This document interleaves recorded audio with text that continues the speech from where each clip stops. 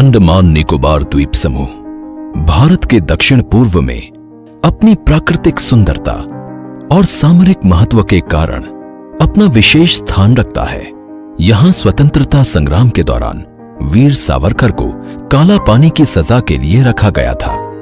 साथ ही ये वही जगह है जहां नेताजी सुभाष चंद्र बोस ने 1943 में सबसे पहले भारतीय तिरंगा लहराया था।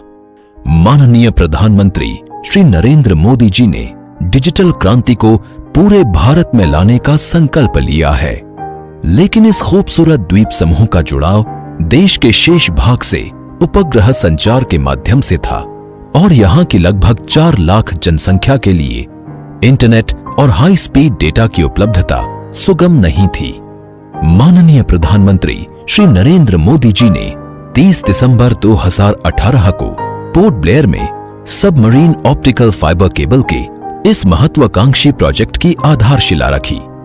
इस प्रोजेक्ट के तहत चेन्नई से अंडमान आइलैंड्स के बीच लगभग 2300 किलोमीटर अंडर सी सबमरीन ऑप्टिकल फाइबर केबल बिछाने का लक्ष्य रखा गया। पोर्ट ब्लेयर उतना ही मेनलैंड है जितना दिल्ली, मुंबई और चेन्नई है।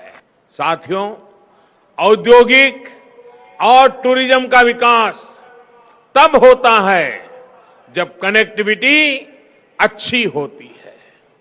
यहां की कनेक्टिविटी को मजबूत करने के लिए इस वर्ष फोन और इंटरनेट कनेक्टिविटी को भी बेहतर किया जा रहा है। चेन्नई से आ रही अंडर सी ऑप्टिक फाइबर केबल से अब पोर्ट ब्लेयर में उतना ही अच्छा इंटरनेट चलेगा जितना कि दिल्ली या चेन्नई में चलता है।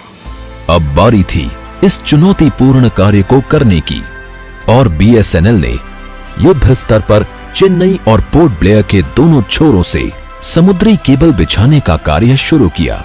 अंडमान निकोबार के 8 द्वीप समूहों पोर्ट ब्लेयर, स्वराज द्वीप, little Andaman, car Nicobar, Kamorta, great Nicobar, long island और रंगत को जोड़ने के लिए समुद्री केबल के लिए विशेष केबल लैंडिंग स्टेशन बनाए गए और देखते ही देखते 1224 करोड़ का ये प्रोजेक्ट योजनाबद्ध तरीके से पूरा कर लिया गया।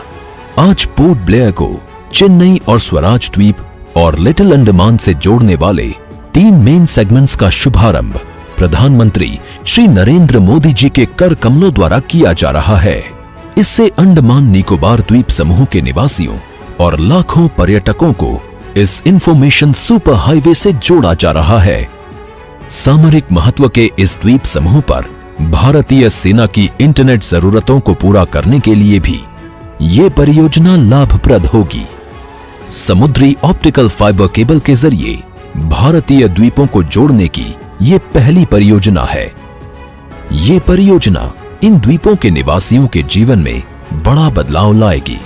अब इस द्वीप समूह में टेलीमेडिसिन, ऑनलाइन एजुकेशन की सुविधा, पर्यटन और उद्योगों को बढ़ावा, स्थानीय अर्थव्यवस्था में वृद्धि और नागरिकों के जीवन स्तर में और सुधार होगा।